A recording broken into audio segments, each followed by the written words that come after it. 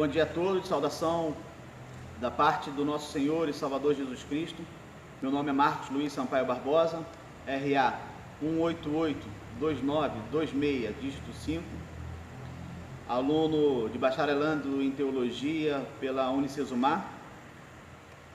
Neste momento, eu gostaria de agradecer ao pastor Jair, pastor presidente da Primeira Igreja Batista de Paciência, do qual sou membro, ao coordenador Roni, da Unicesumar, dos professores da matéria Pregação e Práticas Ministeriais, Rafael de Paula e Hernandes Dias Lopes. E neste momento iniciarei a atividade de estudo Pregação Expositiva, cujo texto base é Romanos capítulo 8, do verso 31 ao verso 39, que diz assim: que diremos, pois, à vista destas coisas? Se Deus é por nós, quem será contra nós? Aquele que não poupou o seu próprio filho, antes por todos nós o entregou, porventura não dará graciosamente ele todas as coisas? Quem tentará acusação contra os eleitos de Deus? É Deus quem os justifica. Quem os condenará? É Cristo Jesus quem morreu, ou antes, quem ressuscitou, o qual está à direita de Deus e também intercede por nós. Quem nos separará do amor de Cristo? Será tribulação, ou angústia, ou perseguição, ou fome, ou nudez, ou perigo, ou espada? Como está escrito: por amor de ti somos entregues à morte o dia todo. Fomos considerados como ovelhas para o matadouro. Em todas essas coisas, porém, somos mais que vencedores, por meio daquele que nos amou. Porque estou bem certo de que nem a morte, nem a vida, nem os anjos, nem os principados, nem as coisas do presente, nem do porvir, nem os poderes, nem altura, nem profundidade, nem qualquer outra criatura poderá separar-nos do amor de Deus que está em Cristo Jesus, nosso Senhor. Antes de iniciarmos a exposição do texto lido, quero situar alguns pontos desta carta. Ela foi escrita pelo apóstolo Paulo à igreja da cidade de Roma, provavelmente da cidade de Corinto, quando estava em sua terceira viagem missionária. Aproximadamente no ano 57, com o objetivo de pastorear os irmãos, explicar como a salvação é oferecida por meio do Evangelho de Jesus Cristo aos cristãos daquela cidade, onde a maioria predominante eram gentios. Romanos 1, verso 13. Essa igreja não foi fundada pelo apóstolo Paulo. Segundo alguns estudiosos, se deu com o resultado do acontecimento da mensagem pregada no dia de Pentecostes, relatado em Atos, capítulo 2, verso 10 e 11, onde estiveram presentes prosélitos e judeus de Roma. Esta epístola trata de alguns temas, tais como o pecado na amplitude universal, bem como em seu caráter íntimo e pessoal, da pregação da fé em Jesus Cristo como o único mediador e salvador, da atuação do Espírito Santo em nossa vida diária.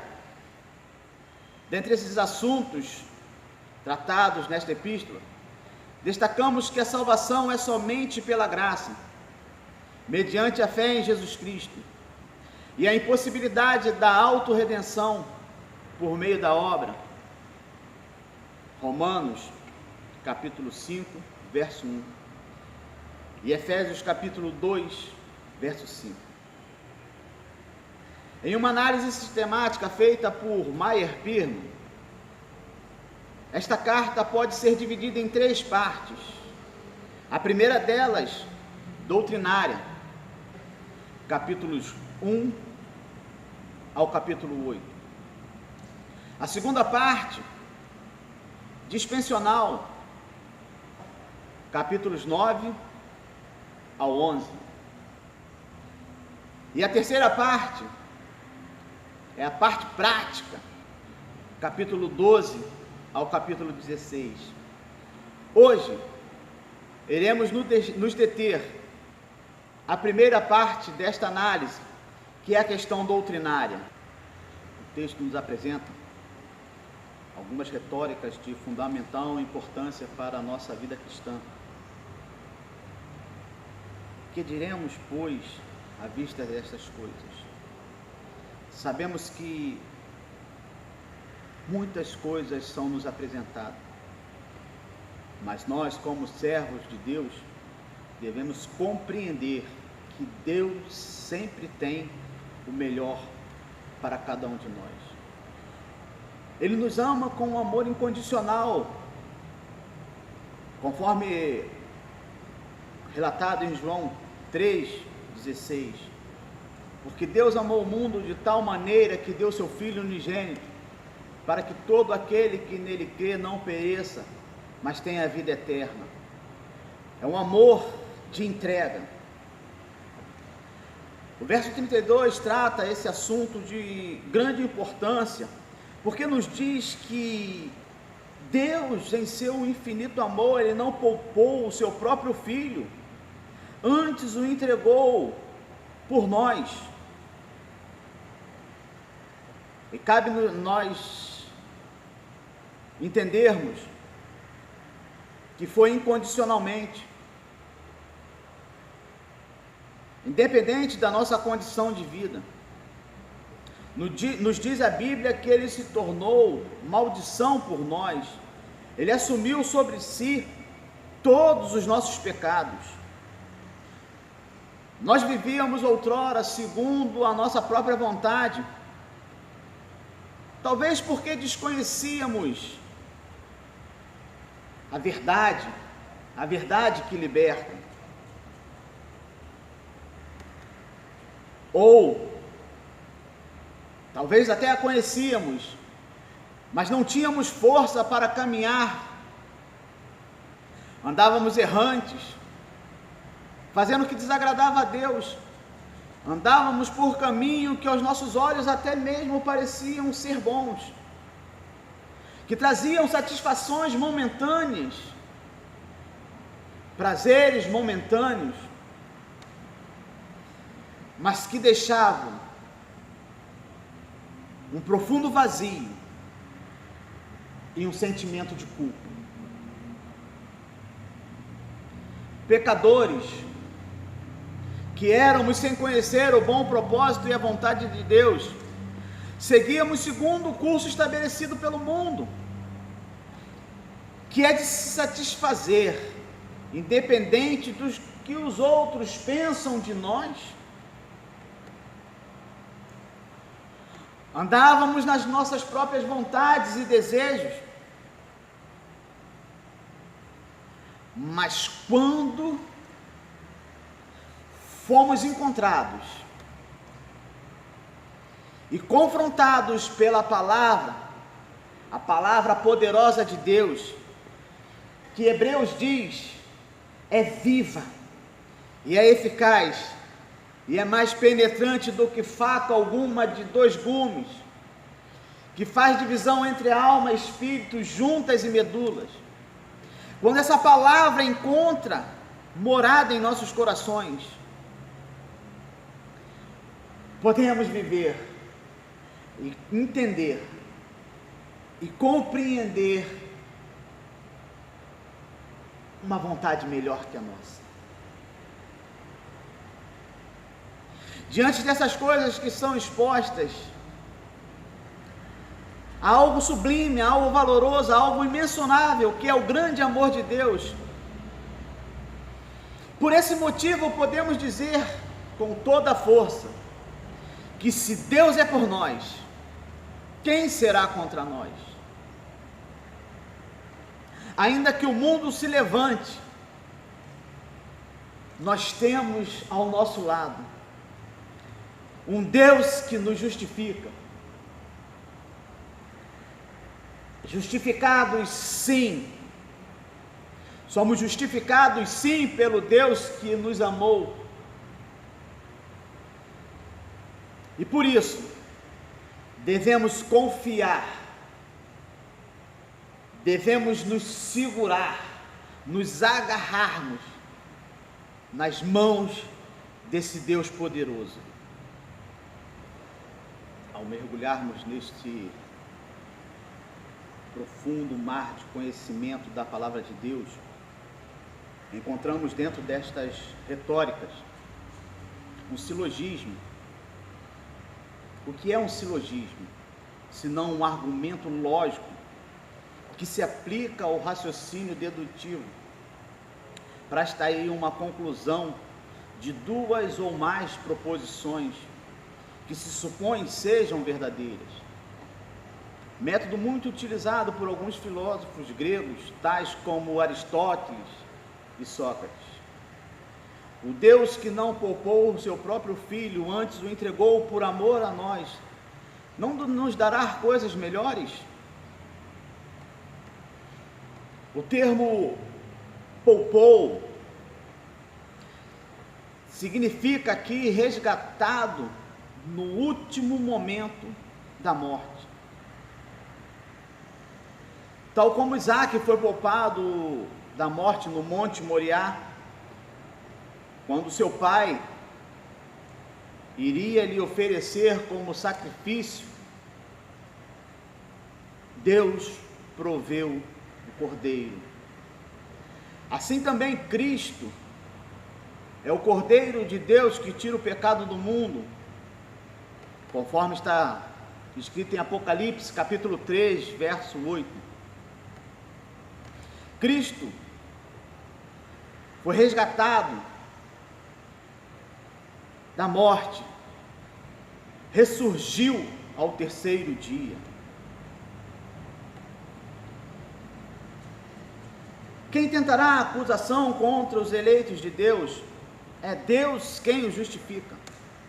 Na realidade, ao analisarmos essa pergunta, nós vamos entender que não faltará acusações para os eleitos de Deus. No trabalho, na escola, com os nossos vizinhos, no ambiente aonde estivermos, os olhos deles, os olhos do mundo estão para nos condenar, para nos acusar.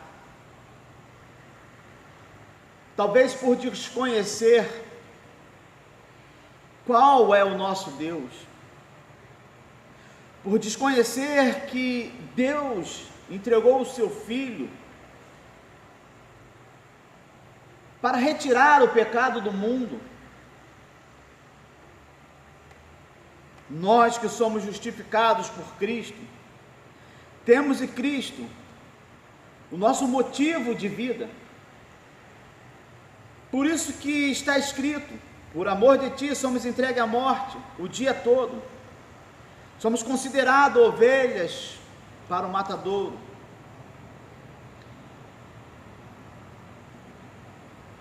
Eu gostaria de refletir com vocês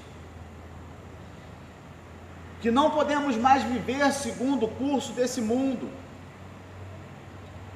segundo andam as pessoas desse mundo. Temos que viver de maneira digna, de maneira fiel, viver de fé em fé. Nós temos que crer que o Deus Todo-Poderoso, Ele tem sempre o melhor para nós. Nós fomos resgatados deste mundo.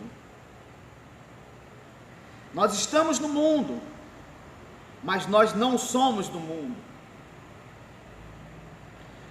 Quando Jesus assumiu o seu plano proposto por Deus e foi levado àquela cruz no Gólgota, todas as acusações contra os eleitos de Deus foram levados também naquela cruz.